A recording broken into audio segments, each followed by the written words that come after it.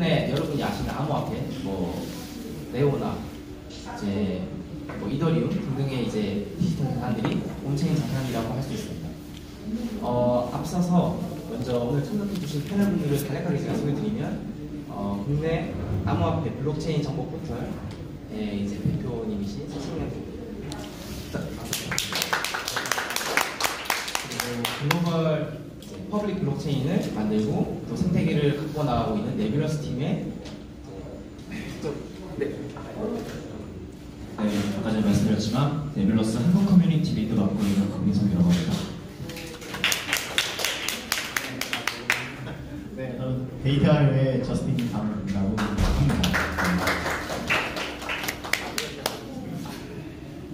그래서 이 온체인 자산에 대해서 다 같이 한번 토론해 볼 텐데요. 사실 이 디지털 자산, 암호화폐에 대해서 얘기하자면 정말 말바로 셀 수도 있기 때문에 오늘 중요한 세 가지 질문을 바탕으로 좀 논의를 심도 있게 해보려고 합니다. 가장 먼저 드릴 질문은 이 온체인 자산이 뭐고 내가 생각하는 온체인은 무엇인가, 이 온체인 자산은 무엇인가 라는 질문을 드릴 예정이고, 그 다음으로 이 온체인 자산이 블록체인 생태계 내에서 가지는 가치에 대해서 한번 얘기해 볼 겁니다. 그리고 마지막으로 이 블록체인 상에서 우리가 보유하고 있는 이더리움이든 비트코인이든 등등의 자산이 전통 산업에 있는 우리가 보유하고 있는 부동산이나 이런 자산에 비해서 장단점이 무엇인가, 그것들을 한번 짚고 넘어가 보도록 하겠습니다. 그러면 먼저 온체인 자산이 무엇인지 본인이 생각하고 계시는 말을 간략하게 먼저 설명드립니다. 네, 온체인 자산이라는 것은 이제 어떤 인간이 경제적인 효용을 가지는 자산을 블록체인 기반으로 올린 것, 그것이 이제 온체인 자산의 이제 개념 정의가 되겠는데요.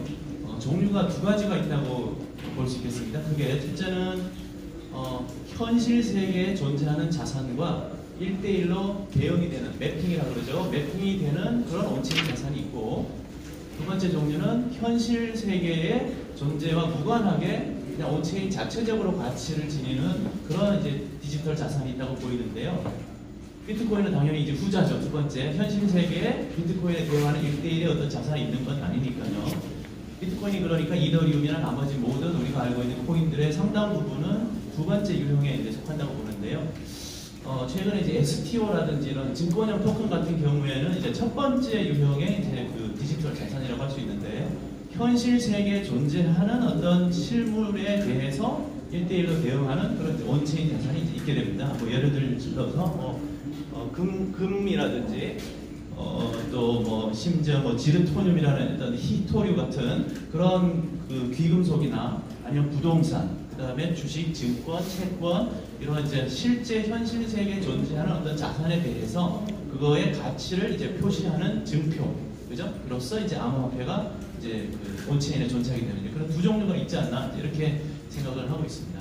그래서 둘 다 사실은 우리가 이제 그 암호화폐로 볼 수 있고 블록체인 기반의 자산이기 때문에 두 가지에 대해서 다 우리 관심을 가지고 지금 지켜보고 있다고 생각하고 있습니다. 일단 그 서 대표님이 되게 말씀을 잘 해주셔서 저는 거기 약간 조금 더 얻는 느낌이라면, 저는 그 사실 페이먼트랑 플랫폼 코인이라고 보통 기능적으로 암호화폐들을 나누잖아요. 그래서 첫 번째 페이먼트 같은 경우에는 사실 비트코인이 될 수 있겠고 리플이 될 수 있겠죠. 두 번째 플랫폼 같은 경우에는 이더리움, 이오스 이렇게 될 수 있는데, 저는 이것이 사실 두 가지 시사점을 갖고 있다고 생각을 합니다. 첫 번째 같은 경우에는 다들 아시다시피 최근에 환율이 엄청 올랐잖아요. 원 대비 달러가. 그거를 생각해보면은 사실 단순하게 한국 경제가 어렵다 이런 것보다는 저는 조금 더 근본적으로 미국이 갖고 있는 달러 퍼블리시먼트를 할 수 있음으로써 그 시니어리지라는 거를 보통 갖고 있다고 표현해요. 시니어리지라 하면은 어떤 특정 화폐를 발행함으로써 그가 갖고 있는 화폐적 이런 우위성이라고 표현을 하는데, 그 지금 현재 남미 쪽에서 지금 최근에 비트코인 한번 스몰 부를 이거를 좀 이렇게 밀었다고 다들 표현하는 이유가 브라질 그 통화 대신 해알 대신 비트코인에 다들 넣었다, 이런 게 약간 이유 중에 하나로 꼽혔잖아요. 근데 그거 제외하고도 대쉬 같은 경우에는 문자 송금 기능을 통해서 베네수엘라 같은 데에서도 활용을 좀 잘 되고 있는 편이고, 다른 국가들에서도 되게 좀 암호화폐를 좀 시도들이 보입니다. 근데 지금 저희 그냥 일반 피아 통화를 생각을 해보시면은 사실 달러가 완전히 기축 통화잖아요. 그리고 위안화 같은 경우에는 좀 그 달러의 아성에 좀 이렇게 덧대기 위해서 나름 IMF 바스켓 같은 데도 6대 통화로 들어가기도 하고 여러모로 노력을 하지만 여전히 사실 달러의 아성에는 조금 미치지 못하고 최근에 트럼프가 그 지금 중국에다가 이렇게 행하고 있는 여러 가지 압력들을 보면은 확실히 달러 기축 경제로 돌아가는 거에 대해서 타 국가들이나 타 화폐들이 조금 비효율성을 갖고 있는 건 어쩔 수 없이 보인다고 생각을 합니다. 그런데 물론 아직까지는 되게 미약한 시도이고 미약한 시장이라고 생각을 하지만 현재 지금 암호화폐들이 여러 가지로 보여주고 있는 현상은 저는 이런 지금 달러 기축 그리고 그거에서 나오는 좀 어찌 보면은 되게 불균형적인 권력 구조가 조금 어느 정도는 해소되지 않을까라는 생각을 하고요. 그리고 두 번째로는 플랫폼 코인에 좀 집중을 하고 싶습니다. 즉 아까 전에 서 대표님도 말씀하셨지만 이 온체인 거버넌스를 위해서 특별한 기능이 추가되는 것인데요. 저도 그래서 네블러스 나트를 통한 듀얼 구조가 사실은 되게 좀 마음에 든다고 생각을 했습니다. 왜냐하면 한 화폐가 아무리 프로그래머 머니를 통해서 전부 다 기능을 활용할 수 있다고 하지만 결과론적으로 효율성을 위해서는 기능이 분리가 되는 게 낫다고 생각을 하기 때문입니다. 그래서 저는 이 두 가지 시선점을 이런 온체인 자산이 그 프로그래머블 머니, 즉 프로그래밍을 할 수 있는 돈으로서 가질 수 있는 시선점 아닐까 생각합니다. 정말 좋은 말씀을 많이 해주셔서 뭘 덧붙여야 될지는 모르겠네요. 일단 저는 그 온체인 자산에 대해서 얘기를 하기 전에 자산에 대해서 간단하게 먼저 한번 얘기를 드려보겠는데요. 여러분들이 한번 회사를 운영한다고 한번 생각을 해봅시다. 그렇게 되면은 회계학적으로 일단은 생각해야 될 것들이 당좌자산, 재고자산, 고정자산, 투자자산, 유무형 자산들을 다뤄야 되는데요. 최근 들은 이제 4차 산업 추진을 위한 이제 ICT 무형자산의 성장 기여 연구라는 논문에서 보시면은 시장 부문에서 2001년 대비 2015년 유무형 자산이 30%에서 80%까지 늘어나게 됐습니다. 가장 단적인 예가 이제 바이오 산업인데요. 바이오 산업 같은 경우엔 연구 개발비를 얼마를 측정하느냐에 따라서 이 바이오 산업 전체 회사의 가치가 달라지게 됩니다. 때문에 이것 때문에 이제 국가에서도 바이오 산업에 대한 어떤 자산에 대한 개념을 재조정해야 된다라는 얘기가 나오고 있고 연구 개발비를 과도하게 측정한 경우에는 회사 가치가 과도하게 늘어나기 때문에 이런 부분들은 분명히 규제가 필요한 것으로 보고 있고요.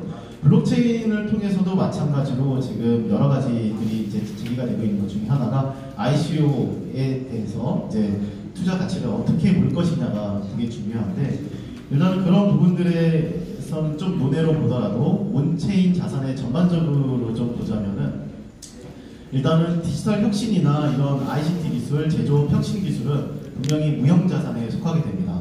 그리고 이런 무형자산이 가지고 있는 비중은 굉장히 높아지고 있는 상황에서 지금 이 무형자산을 어떻게 다룰 것인가 그런 부분이 굉장히 중요한데 현재까지로 비트코인이 10년 동안 한 번도 해킹을 당하지 않고 무결성을 입증을 해왔죠.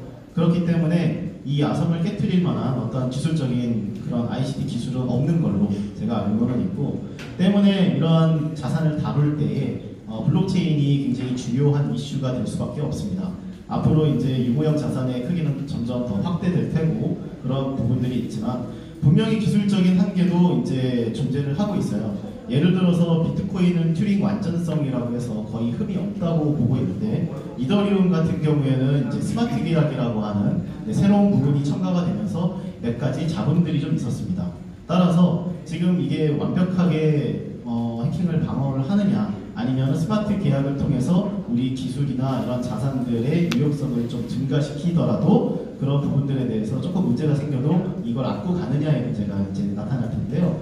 온체인 자산의 전반적인 특징을 놓고 본다면은 저희는 스마트 계약을 품고 가는 것이 일단은 옳다고 생각을 하고 또한 이런 부분들에 대해서 이제 현물 자산들이 가지고 있는 이런 가치들을 이제 초연결 시대라고 하죠. 네, 인터넷망에서의 어떤 세계와 그리고 현실 시대와의 세계를 연결시켜주는 그런 초연결 시대에서의 이 온체인 자산의 중요성은 굉장히 증가하게 될 것입니다.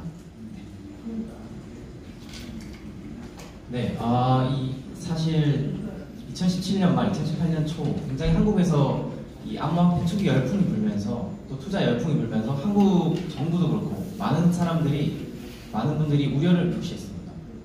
암호화폐 가격이 너무 올라가고 한국 쪽에서 김치 프리미엄이라고 부르는 소위 그런 프리미엄이 너무 크게 발생하면서 사회적으로 굉장히 논란이 있었는데요. 그것은 사실 이 온체인 자산에 대한 화폐적 또 이제 투자적 관점에서 대부분 바라본 것이었고 또 그렇기 때문에 이 블록체인은 굉장히 기술적으로 가치가 있지만 암호화폐 또 온체인 자산은 사실 그렇진 않다 또는 의문을 표한다 이런 이제 관점의 접근들이 굉장히 많았습니다. 그럼에도 불구하고 이 업계 내에서는 계속적으로 이제 기술을 발전시키고 온체인 자산을 어떻게 기술적으로 사회적으로 효용 가치 있게 사용할 수 있을지에 대해서 많은 고민들을 하고 있습니다. 그런 관점에서 이 온체인 자산이 블록체인 생태계 내에서 단순히 투자나 투기를 넘어서서 어떤 가치를 가지고 또 이제 사용될 수 있는지 그런 부분에 대해서도 한번 말씀 부탁드립니다. 네, 사실 우리가 이제 블록체인 기반의 암호화폐라고 할 때 사람들이 처음 이 업계에 들어오시는 분들이 최초로 가지는 의문이 그게 휴지가 아니냐, 가치가 있느냐, 이걸 이제 제일 먼저 의심을 하게 되거든요.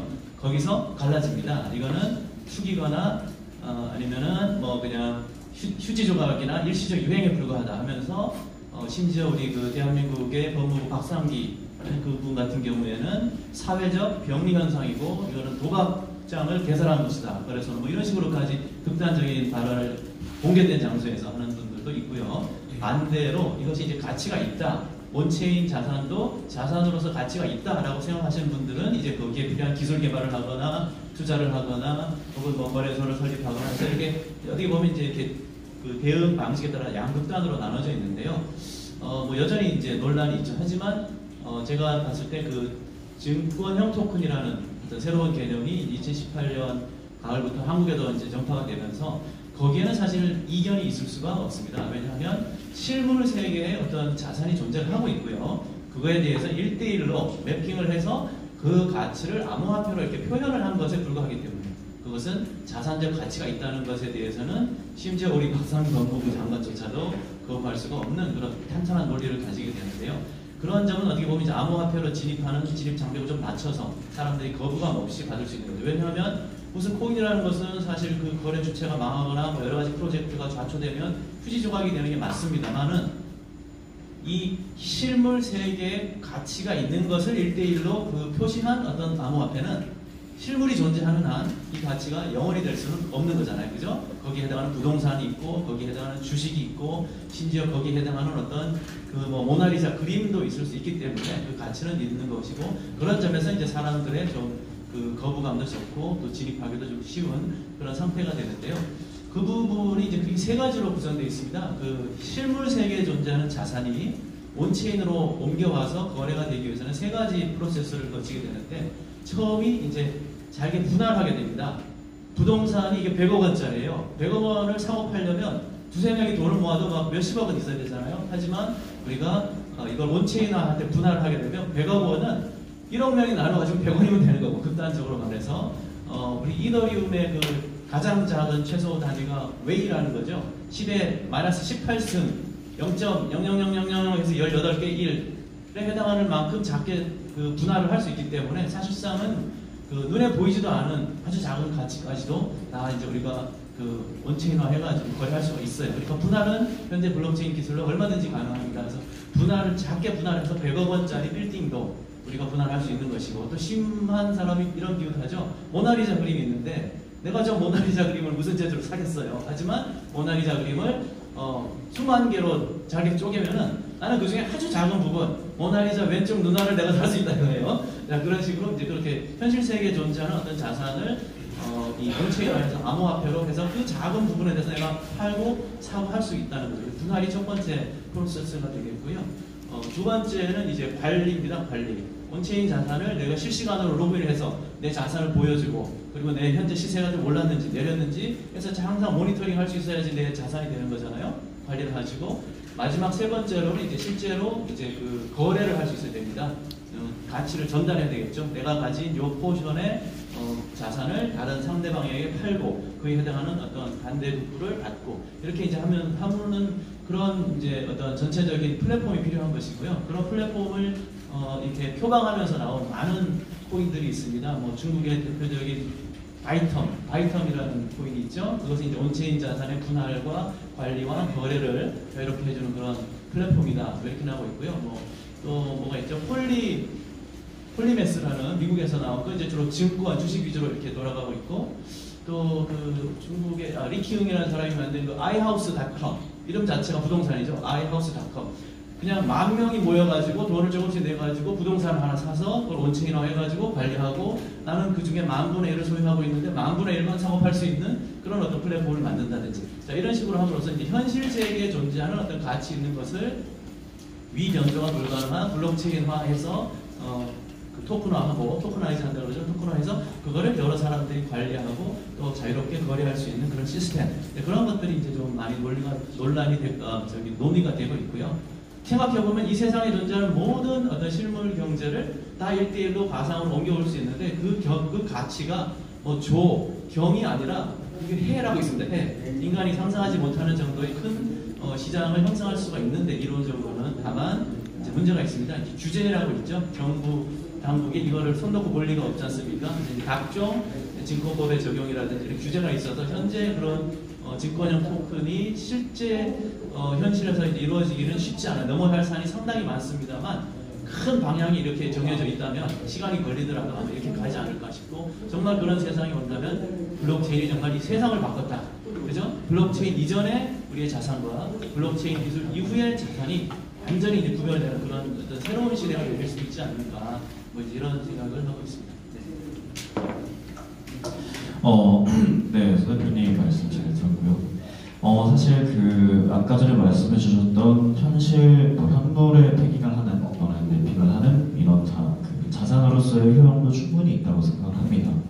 말씀해 주셨던 사실 부동산에 대해서 부동산, 미술품 또는 아예 조금 움직이기 힘든 요즘에는 특히 금 관련해가지고 얘기가 나오죠. 제가 금 관련해서도 조금 찾아봤을 때 금 자체는 다 이런 보트 같은 데다가 넣어놓고 증서만으로 이렇게 계속 교환을 하고 있다고 알고 있습니다. 그런데 그것도 결국에는 조금 더 편한 방법은 말씀을 주셨던 온체인 자산으로 즉 암호화폐로 하는 게 맞긴 하겠죠. 다만 이제 그런 즉 리퀴디티 즉 유동성을 제공해주는 데서는 확실히 이런 암호화폐가 갖는 장점이 확실하게 있다고 생각을 합니다. 그런데 이미 많이 논의가 된 이슈들이긴 하지만 두 가지. 첫 번째로는 아까 전에 말씀해 주셨던 법규 그리고 세 가지라고 얘기를 하고 싶네요.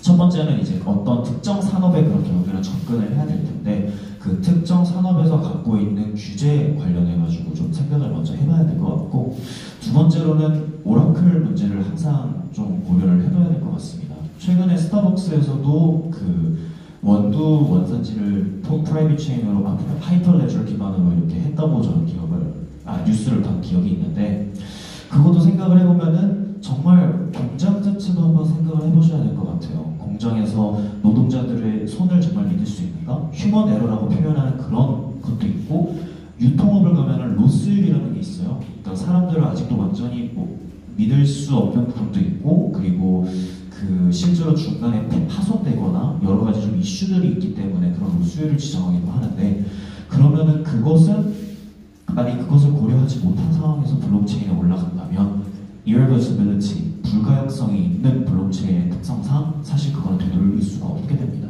그러면은 과연 그걸 어떻게 처리해야 되느냐에 대한 골아픈 문제가 있게 되죠. 그리고 아까 전에 말씀드렸던 휴먼 에러가 조금 있기 때문에 그런 부분에 대해서도 고찰하는 것이 필요하겠죠.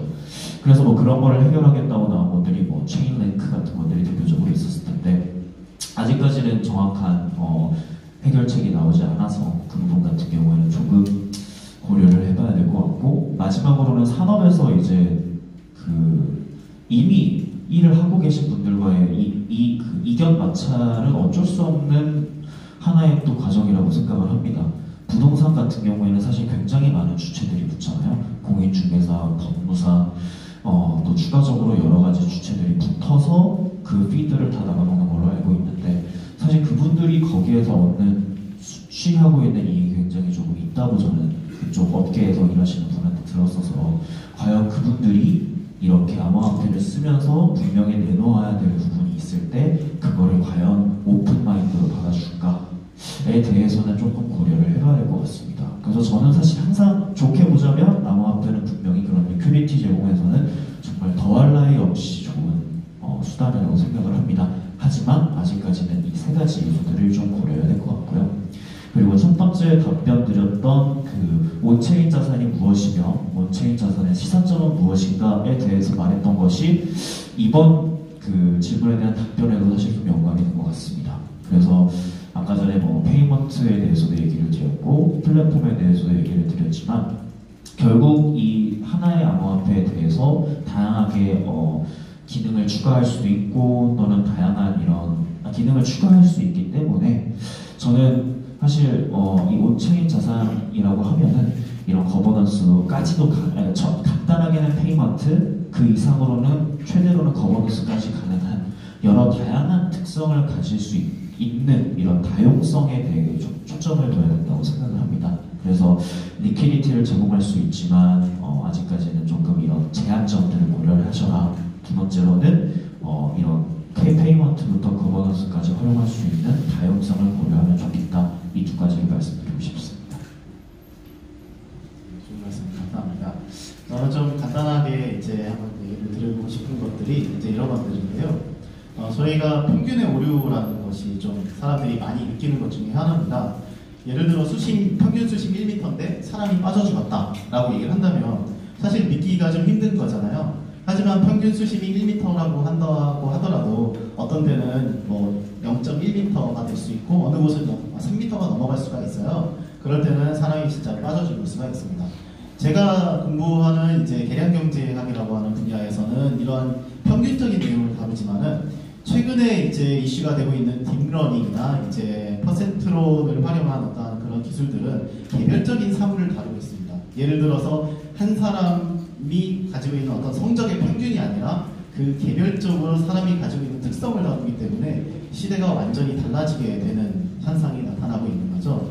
그런데 또 재미있는 것은 이러한 평균의 오류를 저희는 또 현실에서 맞닥뜨리고 있는데요. 예를 들어서 여러분 이제 끝나고 뭐 포장마차에 가실 분도 계시고 또 이제 뭐 치킨을 먹으러 가시는 분도 계시고 또 여러 군데 가시겠지만은 지금 기술이 엄청나게 뛰어나잖아요. 북한에서는 로켓을 쏘고 있고 저희 그 포장마차는 리어카를 끌고 있죠.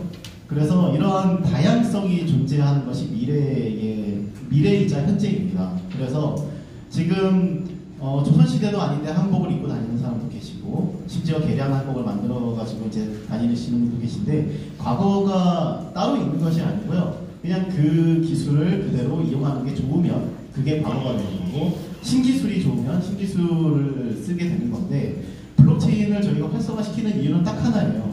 북한도 로켓을 만들고 있고 저희도 뭔가 기술 개발을 하고 있는 상황에서 기술적으로 뒤처지게 된다면 당연히 어떤 경제적이나 이런 불이익을 당할 수밖에 없습니다. 그리고 이러한 부분들이 전체적으로 지금 제가 아까 말씀드렸던 그 스탠다드 앤 푸어스 500 상위 그룹들의 대부분이 ICT 기업들이 많아요. 그렇다는 얘기는 저희가 다룰 수 있는 자산들을 지금 기술력을 확보하고 이런 블록체인에 대한 어떤 부분들을 다뤄야 되는데 이런 자산들이 비트코인이 뭐 무슨 가치가 있느냐라고 얘기를 한다면은 사실은 겉으로 봤을 때는 아무런 가치가 없을 수도 있어요. 그런데 무형자산이라고 하는 부분을 다룰 때에 어떤 팀워크 그리고 이 회사의 운영 능력이라든지 이 일을 굉장히 잘한다라고 봤을 때는 그것이 눈에 보이지는 않지만 하나의 자산이 됩니다. 블록체인도 마찬가지예요. 블록체인 같은 경우에도 아직까지 중앙집권화를 통해서 지금 뭐 인증이라든지 뭐 여러 가지 생체 인증 뭐 이런 걸 하고 있지만은 불안전하잖아요. 하지만 블록체인은 그런 부분에 대해서 굉장히 무결성을 가지고 있는 부분이 있습니다. 이걸 어디에 이용할 수 있느냐에 대한 문제인데 지금 현재 제3세계에서 신원 인증, 자기 아이디가 없는, 그러니까 주민등록증이 없는 사람이 11억 명이 넘습니다. 이런 사람들에 대한 어떤 신원 인증을 블록체인화 하려고 하는 노력이 보여지고 있어요. 또 이제 거래가 이루어져야 되는데 디지털 거래 같은 경우는 24시간 존재를 하잖아요. 저도 이제 부동산 쪽에 있는 경우에는 이제 부동산 중개인이 나와서 거래를 하고 하려면은 부동산 몇 시에 여는지 아시죠? 몇 시에 닫는지도 아시고 좀 일찍 닫아요. 보통 네, 가게들보다는. 그래서 그런 부분들이 있기 때문에 24시간 계속 돌아가는 시대에서는 블록체인이 활성화될 수밖에 없고 무인 시스템이 돌아갈 수밖에 없다라는 것이 이제 저의 지관 생각입니다. 그래서 이런 무형으로 된 부분들에 대해서는 블록체인에 대한 어떤 관심을 굉장히 많이 기울여야 된다라는 생각을 가지고 있습니다. 아 그리고 방금 보셨는데 저희 그 유튜버 인플루언서이신 아령님이십니다. 아, 네. 저는 지금 현재 신혜진님 팀 유튜브 안에서요. 기초 강의 그리고 블록체인 암호화폐에 대해서 진행을 하고 있고요. 지금 너무 어려운 말씀을 많이 해주셔가지고 제가 정신이 혼미해요 지금. 늦게 오다가 근데 지금 블록체인이 왜 자산으로서 중요한가의 질문에 대해서 말씀을 해주시는 것 같은데 저는 워낙 좀 쉽게 푸는 사람이다 보니까 어려운 말 안 하고 그냥 쉽게 말씀을 드리도록 하겠습니다. 우선 지금 블록체인이라는 기술이 4차 산업혁명이라고 하죠. 지금 모든 분들이 지금 벌써 그 시대를 겪고 있으신 분들이고 저도 그 시대의 변화를 겪고 있는 사람으로서 이 블록체인 기술이라는 게 이 전통 산업 쪽에 얼마나 많이 활용이 되느냐에 따라서 많이 바뀔 수 있는 시대라고 저는 생각을 하거든요. 근데 지금 현재 보면 해외 사례도 그렇고 국내 사례도 그렇고 제일 많이 사용되는 분야가 금융권 쪽이란 말이에요. 은행이라든지 이런 대출 이런 쪽에서 많이 사용이 되고 있는데 이런 분야에서 블록체인을 사용하는 이유가 신뢰나 이런 분산형 뭔가 중앙집권적인 거에서 이제 탈중앙화로 가기 위한 과정이 되기 위한 기업에서 국가에서 기업으로 또 개인 위주로 가기 위한 과정 중에 필요한 기술이 블록체인이라는 기술이 필요해서 사용한다고 생각을 하고 있습니다. 그래서 이런 블록체인에서 자산이라는 걸 얘기를 하면 저는 좀 광범위하게 항상 말씀을 드렸는데 세세하게 보면 정말 많은 분야에서 지금 사용이 되고 있고 아까도 말씀해 주셨지만 이게 사용이 된다고 해서 기업에서 개인이 사용한다고 해서 지금 정부의 규제가 나와 있지가 않기 때문에 저는 아직은 좀 시간이 걸리는 문제라고 생각을 해요. 그리고 자산이라는 게 굉장히 여러 분야에서 말을 할 수가 있는데 개인적인 자산을 관리하는 이런 신뢰적인 문제에서 블록체인은 뛰어난 기술이라고 생각을 하기 때문에 저는 블록체인이라는 자산이 어떻게 사용이 되냐는 좀 어려운 문제라고 어려운 질문이라고 생각을 하고 저는 블록체인 기술이라는 것 자체가 이미 실생활에 들어와 있고 많이 활용이 되고 있다고 생각을 하는 사람입니다. 그래서 앞에서 너무 지금 좋은 말씀 많이 해주셔가지고 제가 할 말이 없어요. 이미 제가 또 생각을 해왔던 말씀들 다 해주셔가지고 저는 여기까지 말씀드리도록 하겠습니다. 네, 얘기를 들어봤는데 유형 자산과의 연동, 그러니까 실물적으로 있는 부동산이나 우리 여러 이제 재화 그리고 주식 같은 것들과 연동해서 이 어찌 보면 무형 자산이죠. 디지털 자산이 연동이 되어서 이제 사용될 수 있는 부분이 있고 그러나 그 과정에서 여러 가지 기술적 한계나 그런 것들이 아직은 있다. 그럼에도 불구하고 이제 4차 산업혁명 그리고 새로운 이제 기존에 있었던 기술과는 다음 이제 새로운 기술로서 우리가 이걸 채택해 나가고 또 사회 전반에 걸쳐서 스마트 컨트랙트나 여러 가지 응용을 통해서 우리가 신뢰가 필요 없는 우리가 이제 trustless라고 부르는데 신뢰가 필요 없기 때문에 중개자가 필요 없어지고 그렇기 때문에 은행 서비스를 받지 못하는 전 세계의 47억 인구들도 이제 송금이나 이제 은행 금융 서비스를 사용하게 될 수 있는 여러 가지 이제 사회 전반적인 시스템적 가치가 있다고 전반적으로 이제 동의하시는 것 같아요. 제가 주변 지인을 통해서 들었는데 중동에서는 아직도 이제 노동자분들이 은행을 통해서 이제 임금을 받고 본국에 이제 가족들에게 보내는데 길게는 한 달에서 2달까지 걸린다고 합니다. 물론 이제 그분들이 전통적인 메이저 은행을 통해서 하는 게 아니고 조금 더 이제 수수료를 낮추기 위해서 이제 마이너 은행을 통하시긴 하지만 그럼에도 불구하고 그렇게 힘든데 그분들이 최근에 비트코인을 굉장히 많이 사용했다고 해요. 이 얘기 들으면 사실은 2017년이었는데 꽤 된 이야기죠. 그때 이제 비트코인을 이제 전파가 되면서 몇 시간 내로 또 며칠 내로 이제 송금을 하는 걸 보고 너도 나도 쓰기 시작했다고 합니다. 바로 이런 것처럼 비트코인이나 이 디지털 자산, 이 온체인 자산은 생각지도 못했던 사회 전반에 응용될 수 있고 또 사용될 수 있다고 봐요. 그래서 이 가치라는 것은 지금 물론 우리가 판단해서 이 블록체인의 가치가 있을 수도 있지만 점점 이제 이것들이 사회 전반에 스며들면서 말씀하셨다시피 유용자 자산과 연관된다든지 기술적으로 이제 한계를 돌파해 나간다든지 응용이 되면서 점점 더 넓어지고 발전해 나갈 수 있다고 봅니다. 그러면은 조금 더 구체적으로 얘기를 이어나가서 이 온체인 자산이 기존의 좀 부동산이나 이런 거는 이미 얘기를 해주셔서 이제 이 유동성이 없는 부분과는 이제 확실히 장점이 있다고 알 수 있는데 그 외에 혹시 다른 부분에서 좀 장점이 있는 게 있다면 말씀해 주시고 또 그런 부분에 대해서 신기술이라도 단점이 있을 수 있는데 그런 부분은 또 어떻게 생각하시는지. 네, 온체인 자산이라는 것을 사실은 어렵게 생각할 필요 없이 우리가 게임에 적용하면 굉장히 의외로 쉽게 답이 나올 거라고 생각하는데요. 우리가 처음에는 이것이 암호화폐, 가상화폐였다. 또 좀 이따가 이제 암호화폐로 이름이 바뀌었고, 또 지금은 이제 어떤 플랫폼 위에서 모든 종류의 이제 DApp을 서비스할 수 있는 어떤 그 시장 파괴적인 신기술이다, 블록체인이다 이렇게까지 이제 트렌드로 바뀌고 있는데,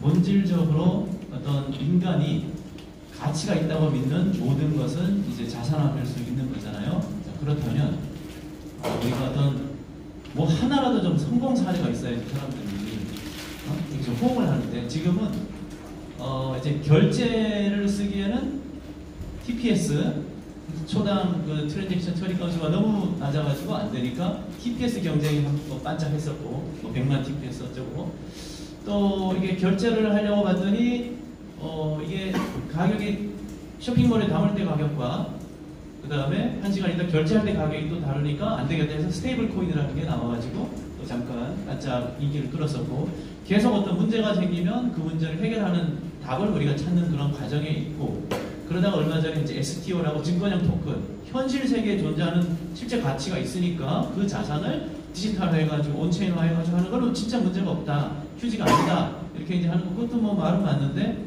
정부가 다양하게 버티고 있습니다. 현실에 존재하는 모든 부동산, 주식, 금 이런 것들은 다 이미 기존의 전통사회 법에 따라서 규제를 강하게 하고 있기 때문에 블록체인화 해가지고 하려면 상당히 오랜 기간이 걸립니다. 법적, 제도적 이유 때문에, 기술 때문이 아니고.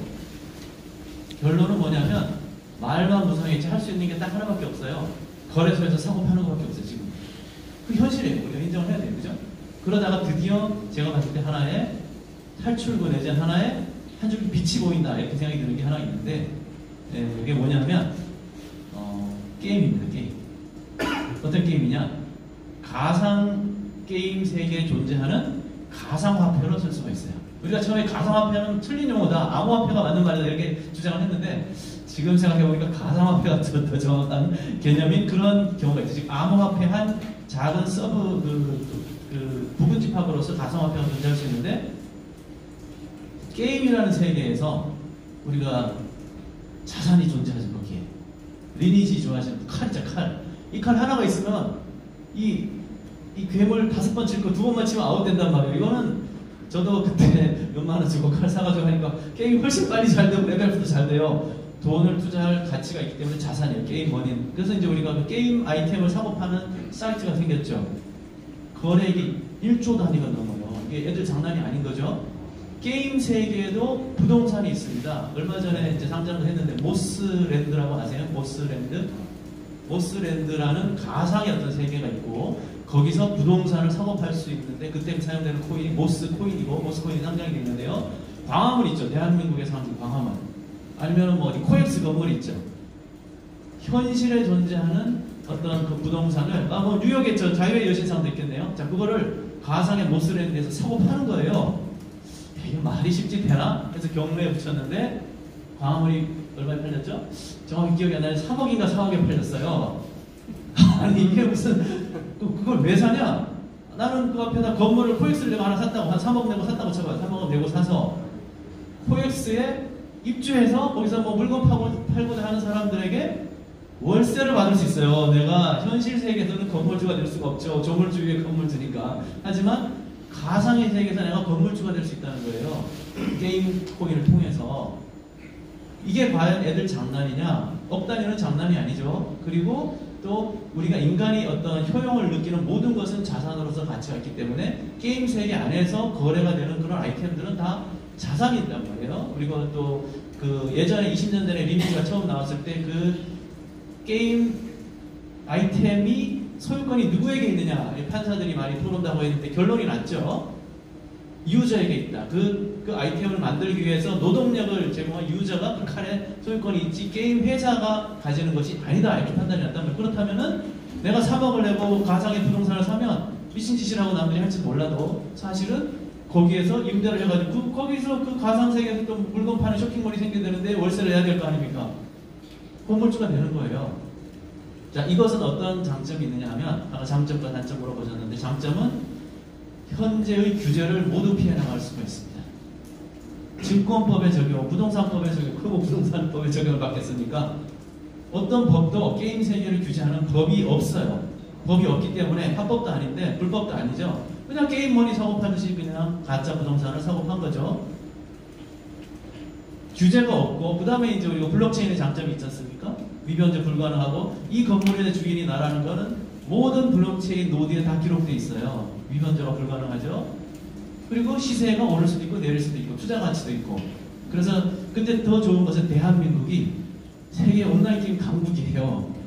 이걸 저희가 중동이나 어디 다른 나라에 가서 얘기를 하면 무슨 얘기를 하는지 이해를 못하지만 우리 한국 사람은 금방 이해해요. 왜? 다들 한 번씩 게임 해봤고 아이템 거래 해봤기 때문에 금방 이해합니다. 흡수력이 굉장히 빨라요. 이런 점으로 한다면 아마 한국이 금융 후진권인데 지금은 진짜 세계 빅3 안에 들어갈 수 있을 것 같아요. 미국, 중국, 한국 이렇게 해서 블록체인 3대 강국으로 우리가 발돋움할 수 있지 않을까. 게임으로 시작해서 거부감이 없어지면 언젠가는 나중에는 실물 자산도 이제 온체인화 해가지고 블록체인으로 거래하는 거 그때 아마 거부감 없이 금방 될 것이고. 그래서 현재의 그 여러 가지 모든 것이 다 딱딱 막혀 있는데 쇼핑몰에 결제를 하려고 했더니 스테이블 코인이 없어가지고 뭐 규제 때문에 다 막혀 있는데 딱 이 게임 쪽에 자산 거래용으로 이 암호화폐를 쓰면 제가 봤을 때는 뭔가 큰 돌파구가 생기지 않을까. 우리 블록체인 업계에 큰 하나의 이제 그 돌파구가 생기지 않을까 하는 개인적인 추측을 하고 있습니다. 제 추측은 틀린 적이 많기 때문에 잊지 마시고 다만 이제 그런 가능성이 보였다. 한번 관심 있게 우리 다 같이 지켜봤으면 하는 그런 마음입니다. 네. 사실 장점 관련해서는 되게 얘기가 많이 나온 것 같아서 저는 아까 전에 나왔던 튜링 완전성을 기반으로 해서 좀 단점에 대해서 그리고 지금 이게 좀 고쳐나가고 있는 점에 대해서 좀 얘기를 하고 싶은데 사실 이더리움이 처음 나왔을 때 그 스마트 컨트랙트에 대한 얘기가 처음은 아니고 나오기 시작됐고 그리고 그 기반 언어가 솔리디티이기 때문에 그리고 그 솔리디티가 튜링 완전 즉 인간의 언어를 똑같이 스마트 컨트랙트에서 구현을 해서 정말 모든 가지 수를 그 스마트 컨트랙트 위에서 활용할 수 있다는 점 때문에 사람들이 이더리움에 대해서 굉장히 빠져들게 됐고 저도 이더리움에 대해서 아직까지도 호의적인 시선을 보내고 있는 것이죠. 근데 사실 생각을 해보면은 완벽하게 다 준비할 수 있는 건 인간도 불가능하듯이 사실은 그 기계를 만들어내는 또는 그 기계의 언어를 만들어낸 인간의 속성이 거기에도 포함이 되어 있다고 생각을 해요. 그래서 실제로 지금 이더리움의 포스 그리고 이더리움의 플라즈마 관련된 개발 계획이 거의 지금 약 2년 정도 미뤄졌는데 그 이유와 결론적으로는 이런 오류들 즉 공격 가능성들이 계속 언제든 열려있기 때문이라고 생각합니다. 그리고 그것은 어디에 기반을 하느냐 이 튜링 완전성에 기반을 하는 이 버라이어티에 대해서 기반을 해서 나오는 부분입니다. 그래서 사실 저랑 이제 저랑 같이 일하는 팀이 항상 좀 많이 보는 좀 그 프로젝트의 강점 중 하나가 이 어떠한 특정한 목적을 가지고 있다는 거예요. 근데 이 특정한 목적이 뭐 단순하게 뭐 예를 들어 중동을 아까 전에 말씀하셨는데 중동 사람들을 위한 송금 시스템 뭐 이런 것도 있겠지만 저는 플랫폼들에 대해서 기반을 했을 때는 예를 들어서 뭐 IoT에 집중을 한다 또는 데이터를 다루는 데에 집중을 한다. 그러면 이런 골들이 확실하게 있을 때 이것을 기반으로 하는 이것을 백킹할 수 있는 로직이 확보한가?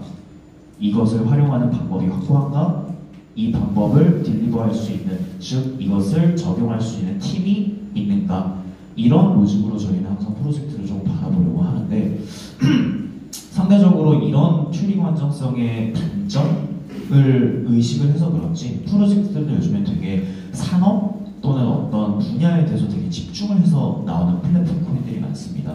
그래서 제가 개인적으로 이런 프로그래머 머니를 되게 좀 많이 안드레아스가 얘기했던 것처럼 많이 좀 설파를 하고 다니는데 한편으로는 단점은 그런 모든 것을 다 준비하려고 하다가 계속 문제가 생겨서 발전이나 이런 거에서 느릴 수 있다는 것, 즉 결국에는 불안정성이 보유가 된다는 것에 대해서 얘기를 하지만 그것을 좀 어느 정도 극복을 하기 위해서 이 goals specific, 즉 목적이 좀 확실한 플랫폼 프로젝트들이 나오기 때문에 제가 말씀드렸던 것처럼 단점이긴 하나 이것을 좀 고쳐나가고 있는 모습이 보인다라고 말씀을 해드리고 싶습니다.